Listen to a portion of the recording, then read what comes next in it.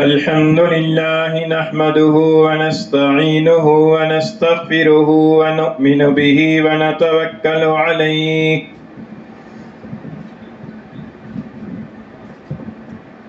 ونعوذ بالله من شرور أنفسنا ومن سيئات أعمالنا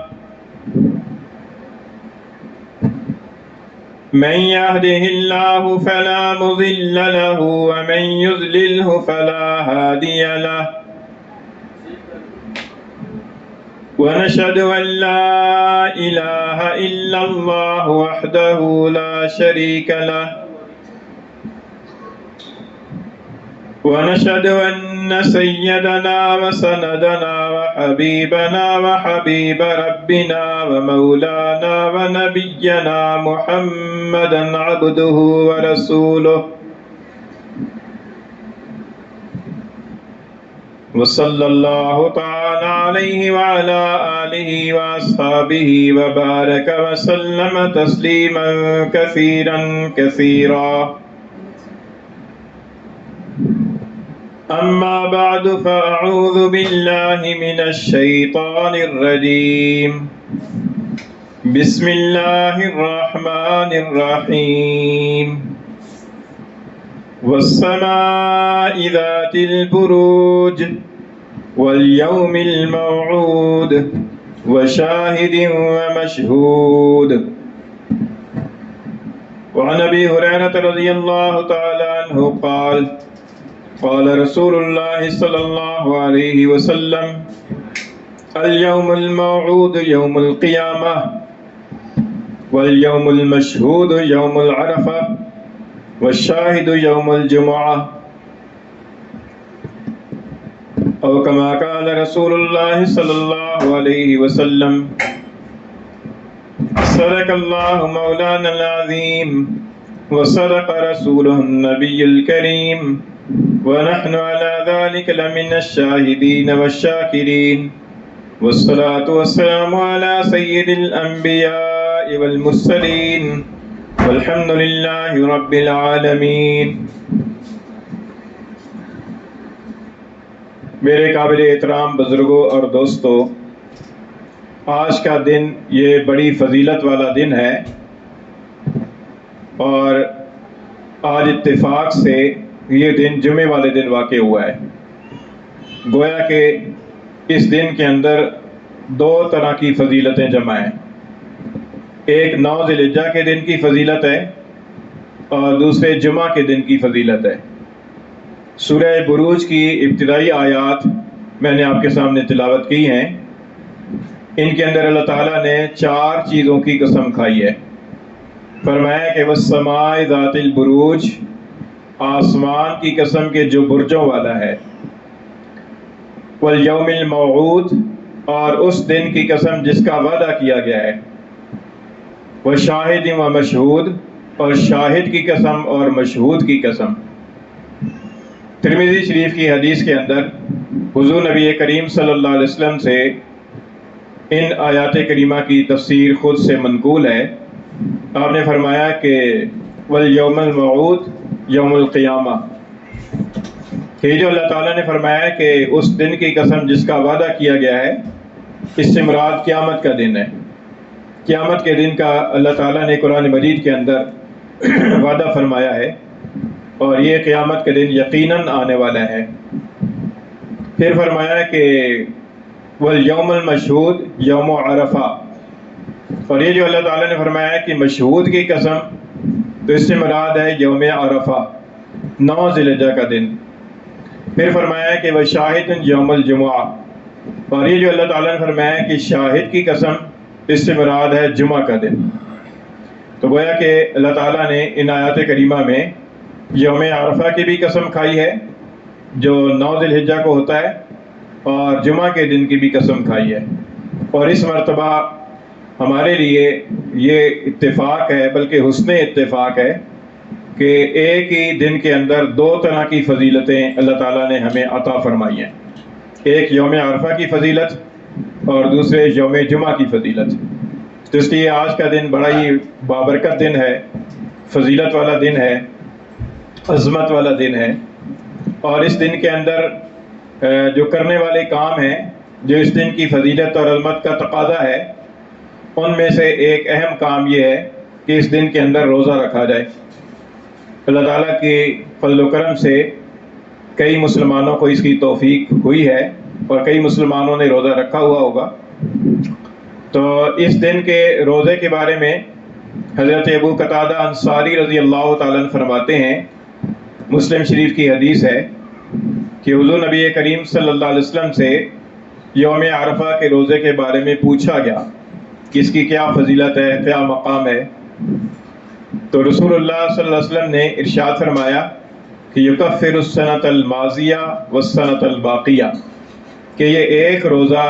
ایسا ہے جس کی برکت سے ایک سال گزشتہ کے گناہوں کا کفارہ ہو جاتا ہے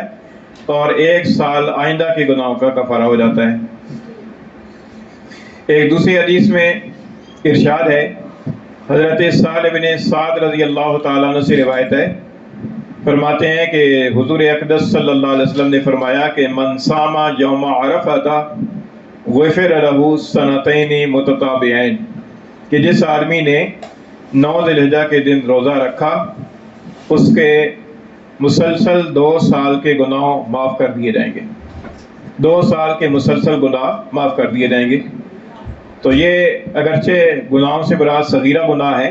کہ صغیرہ گناہ معاف کر دیے جاتے ہیں، اور کبیرہ گناہ جو ہے ان کے لیے توبہ ضروری ہے۔ آدمی توبہ کرے تو کبیرہ گناہ معاف ہو جاتے ہیں، توبہ نہ کرے کبیرہ گناہوں سے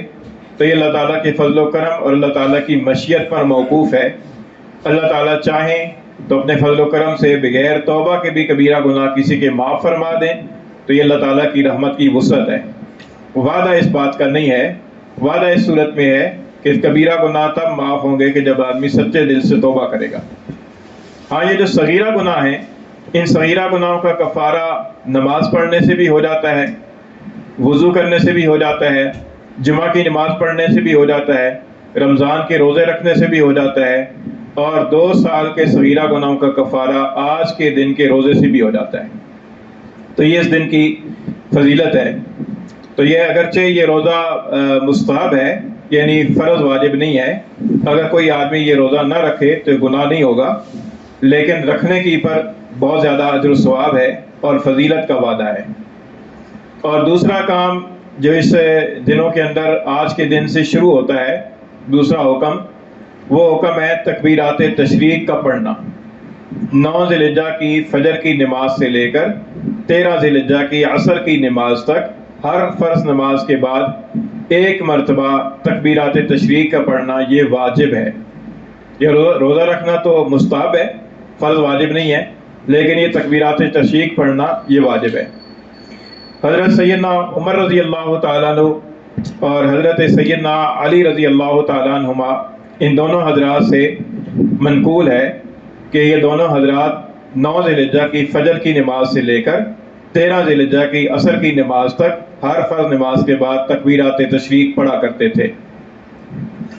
اور حضرت عبداللہ بن مسعود رضی اللہ تعالیٰ عنہ کے بارے میں ایک تابعی فرماتے ہیں کہ ہمارے پاس حضرت عبداللہ بن مسعود رضی اللہ تعالیٰ عنہ تشریف لائے تو آپ کو میں نے دیکھا کہ 9 ذی الحجہ کی فجر کی نماز سے لے کر 13 ذی الحجہ کی عصر کی نماز تک آپ یہ کلمات پڑھتے تھے، اللہ اکبر لا الہ الا اللہ واللہ اکبر وللہ الحمد۔ اور یہ جو پہلے 2 صحابہ ہیں، سیدنا عمر رضی اللہ تعالیٰ عنہ اور سیدنا علی رضی اللہ تعالیٰ عنہ، یہ دونوں حضرات خلفائے راشدین میں شامل ہیں۔ اور حضور اقدس صلی اللہ علیہ وسلم کا ارشاد ہے کہ علیکم بسنتی و سنت الخلفاء راشدین، کہ تمہاری اوپر میری سنت پر چلنا بھی لازم ہے اور خلفائے راشدین کی سنت پر چلنا بھی لازم ہے۔ تو گویا کہ حضور اقدس صلی اللہ علیہ وسلم کی سنت کی طرح ان حضرات خلفائے راشدین کا جو عمل ہے وہ بھی سنت ہے، اس کو بدعت کہنا درست نہیں ہے۔ تو یہ 2 حضرات خلفائے راشدین کا عمل صحیح سندوں کے ساتھ ثابت ہے، اس لیے یہ تکبیرات تشریق پڑھنا گویا کہ حضور اقدس صلی اللہ علیہ وسلم کے فرمان کے مطابق ہوا۔ اور حضرت عبداللہ بن مسعود رضی اللہ تعالیٰ عنہ کے بارے میں حضور اقدس صلی اللہ علیہ وسلم کا ارشاد ہے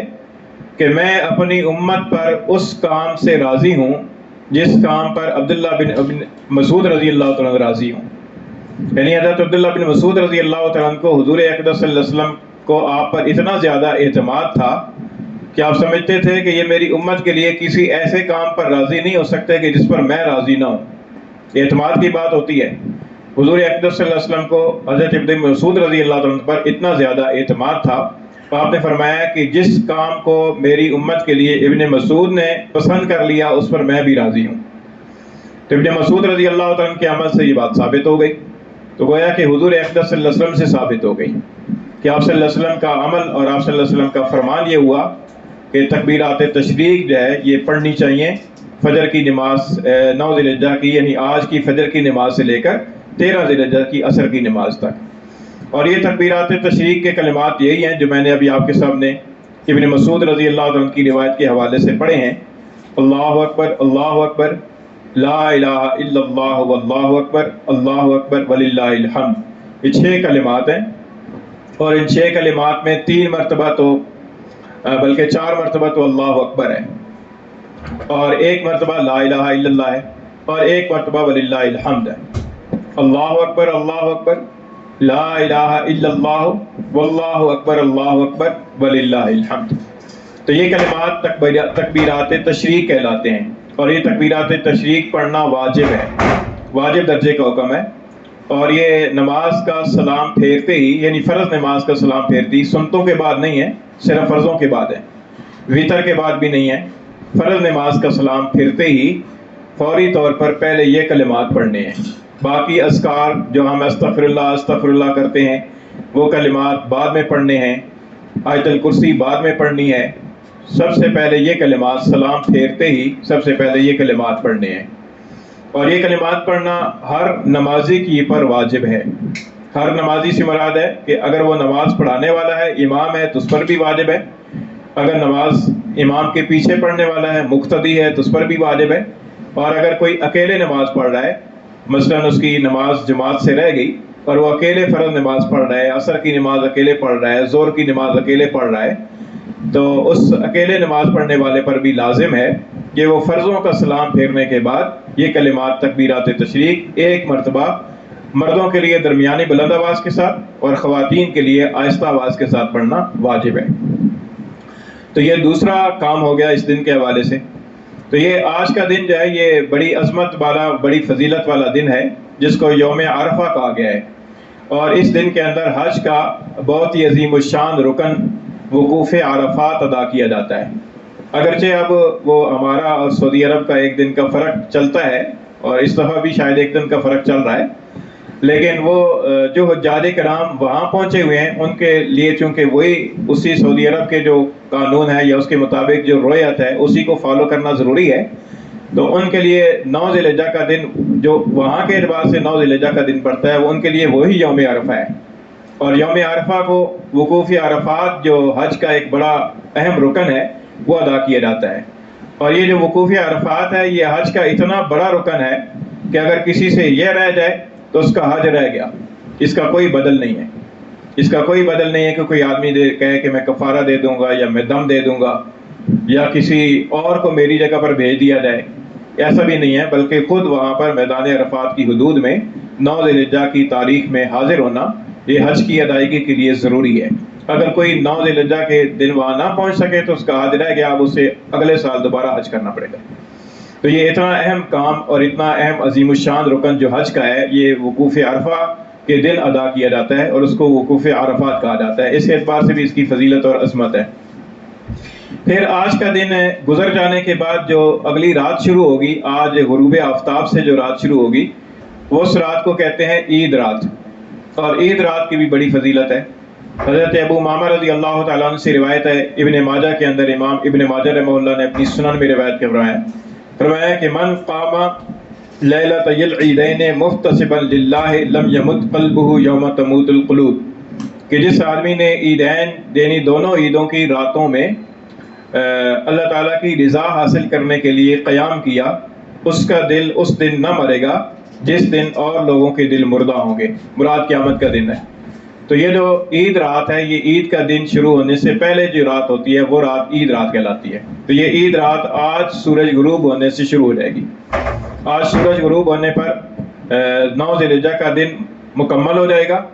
اور اس کے بعد جو اگلی رات ہے وہ عید کی رات شروع ہو جائے گی، اور عید کی رات کی بھی فضیلت ہے۔ تو لہٰذا عید رات کے اندر بھی عام اپنی جو ایک روٹین کی فرائض اور واجبات تو ادا کرنے ہی ہوتے ہیں، وہ تو معاف نہیں ہوتے، فرائض واجبات کے علاوہ بھی بعض لوگوں کی روٹین ہوتی ہے کہ وہ کچھ نوافل پڑھتے ہیں۔ تو عام دنوں کے اندر جتنے نوافل پڑھے جاتے ہیں ان سے زیادہ مقدار کے اندر اس رات کے اندر کچھ نوافل پڑھے جائیں، چاہے وہ مغرب اور عشاء کے درمیان پڑھ لیے جائیں، یا عشاء کے فوراً بعد پڑھ لیے جائیں، یا سحری کے وقت پڑھ لیے جائیں، یا آدھی رات کو پڑھ لیے جائیں، جس وقت بھی انسان کو سہولت ہو۔ تو عام جو روٹین ہے، معمول ہے، اس سے زیادہ مقدار کے اندر کچھ نوافل پڑھ لیے جائیں، تلاوت کر لی جائے، ذکر کر لیا جائے، اللہ تعالیٰ سے دعائیں مانگ لی جائیں، استغفار کر لیا جائے، وغیرہ وغیرہ۔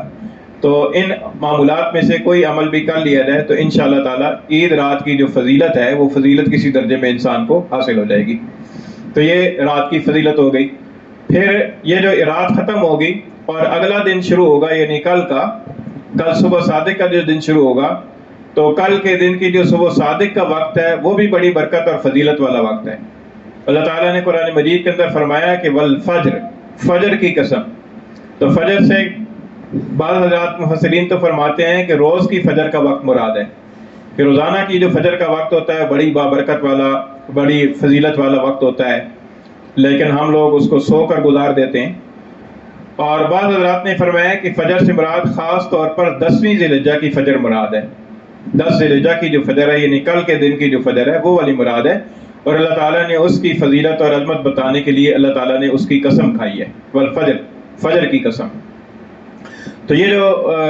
دن شروع ہوگا 10 ذی الحجہ کا دن، تو 10 ذی الحجہ کا دن بھی بہت اہمیت والا اور فضیلت والا دن ہے۔ اس کو یوم النحر کہا جاتا ہے۔ یوم النحر کا معنی ہے قربانی کا دن۔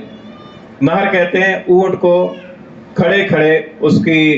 یہاں جو دھڑ اس کی گردن دھڑ کے ساتھ مل رہی ہے وہاں پر اس کی چھری کی نوک مار کے اسے قربان کرنا، اس کو نہر کہا جاتا ہے۔ چونکہ عربوں کے ہاں زیادہ تر اونٹوں کی قربانی ہوا کرتی تھی، اور اونٹوں کے اندر نہر کرنا ذبح کرنے کے مقابلے میں زیادہ افضل ہے، تو اس لیے نہر کا ذکر ہے اور اس دن کو یوم النحر کہا جاتا ہے۔ قرآن مجید کے اندر بھی اللہ تعالیٰ نے فرمایا کہ فَصَلِّ لِرَبِّكَ وَانْحَرْ، کہ آپ اپنے رب کی خاطر نماز پڑھیے اور قربانی کیجیے، یعنی اونٹ کو نہر کیجیے۔ تو یہاں پر اس دن کے حوالے سے کہ اس دن کے اندر چونکہ قربانیاں کی جاتی ہیں تو اس لیے اس دن کو یوم النحر کہا جاتا ہے۔ تو یوم النحر کا جو دن ہے یہ دن بھی بڑی فضیلت والا اور بڑی عظمت والا دن ہے، اور یہ دن اتنا عظیم الشان دن ہے کہ اس دن کے اندر اللہ تعالیٰ کا قرب حاصل کرنے کے لیے ہزاروں ہزار مسلمان جو ہے وہ اللہ کے قرب حاصل کرنے کے لیے جانوروں کو قربان کرتے ہیں۔ اور حدیث شریف کے اندر آتا ہے کہ اس دن کا جو سب سے زیادہ مقبول اور محبوب عمل ہے وہ ہے جانور کا خون بہانا۔ خون بہانے سے اللہ تعالیٰ کا قرب حاصل ہوتا ہے۔ تو اس لحاظ سے یہ دن جو یوم النحر کا دن شروع ہوگا کل صبح صادق سے، یہ بھی دن بڑی فضیلت والا اور بڑی عظمت والا ہے۔ اور پھر اس دن کے حوالے سے کچھ باتیں تو ایسی ہیں کہ جو سنت یا مستحب درجے کی ہیں۔ مثال کے طور پر عید کے دن صبح سویرے اٹھنا اور اہتمام کے ساتھ غسل کرنا، اور اپنے پاس جو لباس موجود ہے اس میں سے عمدہ ترین لباس کا انتخاب کرنا اور وہ پہننا، اور اللہ تعالیٰ نے کسی کو مالی وسعت عطا فرما رکھی ہے تو وہ عید کے لیے نیا جوڑا خریدے، یہ بھی مستحب ہے۔ اور اس دن کے اندر خوشبو لگانا، مسواک کرنا، زیب و زینت کرنا جائز حدود میں رہتے ہوئے، اور عمدہ لباس پہننا، اور عید کی نماز کے لیے جلدی آنا، اور عید کی نماز کے لیے آتے ہوئے اور جاتے ہوئے راستے میں تکبیرات تشریق درمیانی بلند آواز کے ساتھ پڑھتے ہوئے آنا اور پڑھتے ہوئے جانا، یہ چیزیں یہ مستحب درجے کے اعمال ہیں۔ اور کچھ اعمال ایسے ہیں کہ جو اس کے اندر واجب درجے کے عمل ہیں۔ ان واجب درجوں میں سے سب سے پہلا جو عمل ہے وہ نماز کا عمل ہے۔ اللہ تعالیٰ فرمایا کہ وَصَلِّ لِرَبِّكَ وَانْحَرْ، اپنے رب کی خاطر نماز پڑھیے، نماز کا حکم پہلے ہے، وانحر اور قربانی کا حکم بعد میں ہے۔ تو پہلا جو واجب درجے کا حکم ہے وہ نماز ہے۔ نماز عید الاضحیٰ واجب ہے، ہر مسلمان کے ذمہ واجب ہے کہ وہ نماز عید الاضحیٰ ادا کرے، سوائے اس کے کہ اس سے کوئی ایسا عذر ہو کہ جس کی وجہ سے شریعت نے اسے معاف کیا ہو۔ تو عید کی نماز پڑھنا واجب ہے، اور عید کی نماز پڑھنے کے بعد دوسرا عمل جو واجب ہے وہ قربانی کا عمل ہے۔ اور قربانی کا عمل جو ہے نا یہ بہت ہی عظیم الشان عمل ہے، اور اس کی عظمت شان کا اندازہ اس بات سے لگایا جا سکتا ہے کہ اللہ تعالیٰ کا ارشاد ہے، فرمایا کہ وَلِكُلِّ أُمَّةٍ جَعَلْنَا مَنْسَكًا لِيَذْكُرُوا اسْمَ اللَّهِ عَلَى مَا رَزَقَهُم مِّن بَهِيمَةِ الْأَنْعَامِ، فرمایا کہ ہم نے ہر امت کے لیے قربانی کا عمل مقرر کیا ہے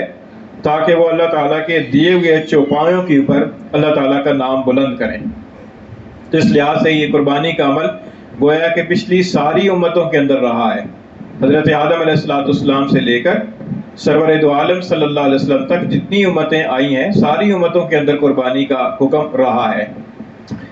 خود حضرت آدم علیہ السلام کے جو دو بیٹے تھے بلا واسطہ، ایک کا نام حابیل تھا، دوسرے کا نام قابیل تھا، ان کی قربانی کا قصہ قرآن مجید کے اندر سورہ مائدہ کے اندر موجود ہے۔ اللہ تعالیٰ نے ارشاد فرمایا کہ وَاتْلُ عَلَيْهِمْ نَبَأَ ابْنَيْ آدَمَ بِالْحَقِّ، کہ آپ ان کی پر آدم علیہ السلام کے دو بیٹوں کا قصہ حقیقت کے مطابق پڑھیے۔ اِذْ قَرَّبَا قُرْبَانًا فَتُقُبِّلَ مِنْ أَحَدِهِمَا وَلَمْ يُتَقَبَّلْ مِنَ الْآخَرِ، کہ جب کہ ان دو بیٹوں نے اللہ کے حضور میں قربانی پیش کی تو ایک کی قربانی قبول کر لی گئی اور ایک کی قربانی کو رد کر دیا گیا۔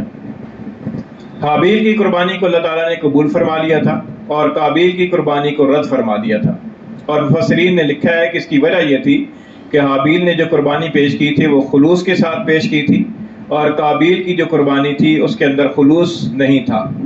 اس نے محض اپنا ایک دنیاوی مفاد حاصل کرنے کے لیے قربانی دی تھی۔ اس سے یہ معلوم ہوتا ہے کہ قربانی کی قبولیت کے لیے اخلاص کا ہونا ضروری ہے۔ اور پہلی امتوں کے اندر تو یہ تھا کہ قربانی کا گوشت کھانا حلال نہیں تھا، اس وقت یہ حکم تھا کہ قربانی کا جانور ذبح کر کے اس کو کسی اونچی جگہ پر پہاڑ کی چوٹی پر رکھ دیا جائے، اگر وہ اللہ تعالیٰ کے یہاں قبول ہو گئی تو آسمان سے ایک آگ آئے گی، وہ اس کو جلا دے گی، اور اگر قبول نہ ہوئی تو اسی جگہ پڑے پڑے وہ سڑ جائے گی۔ یہ حضور نبی کریم صلی اللہ علیہ وسلم کی برکت سے اور آپ صلی اللہ علیہ وسلم کے وسیلے سے اس امت کے لیے قربانی کا گوشت کھانا حلال کر دیا گیا ہے، اور اس کے اندر امت کو دو طرح کا فائدہ حاصل ہوا ہے۔ ایک فائدہ تو یہ حاصل ہوا کہ قربانی کا گوشت کھانا حلال ہو گیا، قربانی کا گوشت انسان اپنے استعمال میں لے آتا ہے، کھاتا ہے اور دوسروں کو بھی کھلاتا ہے، اور دوسرا فائدہ یہ ہوا کہ ہمارا پردہ رہ گیا، ورنہ پہلی امتوں کے اندر یہ تھا کہ پتہ چل جاتا تھا کہ فلاں کی قربانی قبول ہوئی ہے فلاں کی نہیں ہوئی، لیکن ہمارے ہاں کس کی قربانی قبول ہوئی ہے کس کی نہیں ہوئی یہ اس بندے کو اور رب کا معاملہ ہے، اللہ تعالیٰ کی طرف سے پردہ ڈال دیا گیا۔ اب بے شمار مسلمان جانور قربان کرتے ہیں، اور خوش قسمت ہیں وہ لوگ کہ جن کی قربانی اللہ کے ہاں قبول ہو جائے، کیونکہ اصل دار مدار تو قبولیت پر ہے کہ اللہ تعالیٰ قبول فرما لے، ورنہ اللہ تعالیٰ کا ارشاد ہے کہ لَن يَنَالَ اللَّهَ لُحُومُهَا وَلَا دِمَاؤُهَا وَلَكِنْ يَنَالُهُ التَّقْوَىٰ مِنْكُمْ، کہ اللہ تعالیٰ تک تمہارے ان قربانیوں کا گوشت اور ان کا خون نہیں پہنچتا، اللہ تعالیٰ تک تمہارے دلوں کا تقویٰ پہنچتا ہے۔ تو اگر اللہ تعالیٰ کے یہاں قبول ہو جائے، ایک قربانی بھی قبول ہو جائے ہمارے 20 سال کی ہوئی قربانیوں میں سے، تو یہ ہماری خوش قسمتی ہے، اور یہ اللہ تعالیٰ کا فضل و کرم ہے ہمارے اوپر۔ تو اس لیے کوشش کرنی چاہیے کہ قربانی کا جانور جو ہے وہ اخلاص کے ساتھ قربان کیا جائے، اور مد نظر رکھا جائے کہ اصل چیز اللہ تعالیٰ کا قرب کا حصول ہو،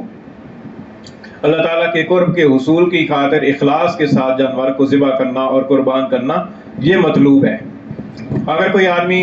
ریاکاری کے لیے، دکھاوے کے لیے بڑا جانور لے آئے اور اس کا مقصد جو ہے وہ اللہ تعالیٰ کی رضا کی بجائے شہرت مقصود ہوگی، تو قربانی تو ظاہراً اس کی بھی ہو جائے گی، لیکن وہ اس کا اتنا پیسہ بھی لگ گیا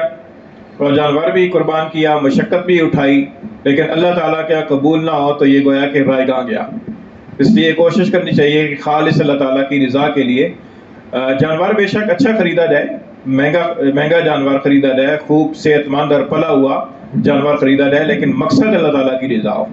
کہ اللہ تعالیٰ کے حضور میں اچھے سے اچھی چیز اللہ تعالیٰ کے حضور میں پیش کی جائے۔ اللہ تعالیٰ کا ارشاد ہے کہ لن تنالوا البر حتی تنفقوا مما تحبون، کہ تم نیکی کو ہرگز نہیں پا سکتے جب تک کہ اللہ تعالیٰ کے نزدیک، اللہ کے ہاں وہ چیز پیش نہ کرو جو تمہیں زیادہ محبوب اور پسند ہے۔ تو محبوب چیز کو اللہ تعالیٰ کے حضور میں قربان کیا جائے، پسندیدہ چیز کو جو ہمیں بھی اچھی لگے، ایسے جانور کو اللہ تعالیٰ کے حضور میں قربان کیا جائے، کیونکہ مقصد اللہ تعالیٰ کی رضا ہے۔ پھر اس قربانی کے بارے میں فضیلت بھی اس کی بیان کی گئی ہے احادیث کے اندر، اور اس کی اہمیت بھی بیان کی گئی ہے۔ فضیلت کے بارے میں ایک حدیث میں آتا ہے، حضرت عائشہ رضی اللہ تعالیٰ عنہ سے روایت ہے، فرماتی ہیں کہ حضور اقدس صلی اللہ علیہ وسلم نے ارشاد فرمایا کہ ما عمل آدمی من عمل یوم النحر احب الی اللہ من احراق الدم، کہ یوم النحر یعنی عید القربان کے دن، عید الاضحیٰ کے دن ابن آدم جو بھی اعمال کرتا ہے، ان اعمال میں سے اللہ تعالیٰ کے نزدیک سب سے زیادہ پسندیدہ عمل یہ ہے کہ جانور کی گردن پر چھری چلا کے خون بہایا جائے اور اس سے مقصود اللہ تعالیٰ کا قرب حاصل کرنا ہو۔ فضیلت اس کی یہ ہے کہ فرمایا کہ قیامت کے دن یہ قربان کیا ہوا جانور اپنے سینگوں اور اپنے بالوں اور اپنے کھروں سمیت آئے گا، یعنی اس کی ساری چیزوں کا میزان عمل کی پر وزن ہوگا اور ساری چیزوں کے بدلے میں اللہ تعالیٰ کی طرف سے نیکیاں ملیں گی۔ اور پھر فرمایا کہ یہ قربانی کا جو جانور آدمی ذبح کرتا ہے تو اگر اخلاص کے ساتھ ذبح کر رہا ہے تو قربانی کے جانور کا خون جو ہے وہ زمین کی پر بعد میں گرتا ہے، اللہ تعالیٰ کے یہاں قبولیت کے مقام کو پہلے پہنچ جاتا ہے۔ تو اس لیے اگر اخلاص کے ساتھ قربانی کی جائے گی تو اس کا بہت فائدہ ہوگا۔ اور اہمیت اس کی یہ ہے کہ حدیث شریف میں آتا ہے، حضور نے فرمایا کہ من وجد ساعۃ لأن یضحی فلم یضحی فلا یقربن مصلانا، کہ جس آدمی کو اللہ تعالیٰ نے حیثیت عطا فرمائی ہے، مالی حیثیت، اور قربانی کر سکتا ہے، پھر بھی اس نے قربانی نہیں کی تو فرمایا کہ وہ ہماری عیدگاہ کے قریب نہ آئے۔ یہ وعید کے طور پر ارشاد فرمایا۔ تو اسی سے علماء کرام نے فرمایا کہ اس سے یہ معلوم ہوتا ہے کہ قربانی کا عمل واجب ہے۔ خود حضرت ابن عمر رضی اللہ تعالیٰ عنہ فرماتے ہیں کہ حضور نبی کریم صلی اللہ علیہ وسلم نے مدینہ منورہ کے اندر 10 سال قیام فرمایا ہجرت کے بعد، اور ہر سال آپ نے باقاعدگی کے ساتھ قربانی ادا کی۔ یہ بھی دلیل ہے اس بات کی کہ قربانی کا عمل واجب ہے۔ اور ایک حدیث شریف کے اندر آتا ہے کہ حضور اقدس صلی اللہ علیہ وسلم عید کی نماز پڑھا کر باہر تشریف لائے تو دیکھا کہ بعض لوگوں نے جانور ذبح کر دیے ہیں، تو فرمایا کہ جس نے عید کی نماز سے پہلے ذبح کیا ہے اسے چاہیے کہ دوبارہ ذبح کرے۔ تو ظاہر ہے کہ واجب عمل تھا تبھی تو دوبارہ کرنے کا حکم دیا۔ ان احادیث سے یہ معلوم ہوتا ہے کہ قربانی کا جو عمل ہے یہ واجب درجے کا عمل ہے، اس لیے جو صاحب نصاب افراد ہیں، ایک گھر کے اندر اگر ایک سے زیادہ افراد صاحب نصاب ہیں اور عاقل بالغ ہیں تو ہر فرد کو الگ الگ قربانی کرنا ضروری ہے۔ بعض لوگ یہ سمجھتے ہیں کہ گھر کے ایک سربراہ کی قربانی سارے گھر والوں کی طرف سے کافی ہو جائے گی، ایسا درست نہیں ہے۔ درست بات یہ ہے کہ ایک گھر کے اندر عاقل بالغ صاحب نصاب جتنے بھی افراد ہیں، خواہ وہ شادی شدہ ہوں یا غیر شادی شدہ ہوں، خواہ وہ والدین کے ساتھ رہتے ہوں الگ رہتے ہوں، ان کو ہر ایک کو الگ الگ اپنی قربانی کرنا ضروری ہے۔ اور قربانی جو ہے نا، یا تو چھوٹا جانور بکرا دمبا وغیرہ ذبح کرنے سے ایک قربانی ادا ہوتی ہے ایک فرد کی، اور یا بڑے جانور میں گائے بھینس وغیرہ میں 7واں حصہ لینے سے قربانی ادا ہوتی ہے۔ ایسا نہیں ہے کہ 2-4 افراد مل کر تو ایک بکرا کر لیں تو قربانی ہو جائے گی، ایسا نہیں ہے، بلکہ شراکت کے لیے یہ ضروری ہے کہ چھوٹا جانور کرنا ہے تو ایک فرد کی طرف سے ایک جانور، اور بڑا جانور کرنا ہے تو اس کے اندر ایک فرد کا 7واں حصہ ہونا ضروری ہے۔ اگر 7ویں حصے کے اندر بھی 2 شریک ہو گئے تو تب بھی قربانی نہیں ہوگی۔ تو اس لیے یہ قربانی کا جو واجب درجے کا عمل ہے اس کو اس طریقے پر ادا کرنا چاہیے تاکہ واجب بھی ادا ہو اور اخلاص کے ساتھ کیا جائے، تاکہ اللہ تعالیٰ کے یہاں قبولیت کا مقام بھی حاصل ہو۔ اللہ تعالیٰ سے دعا ہے کہ اللہ تعالیٰ عمل کی توفیق عطا فرمائے۔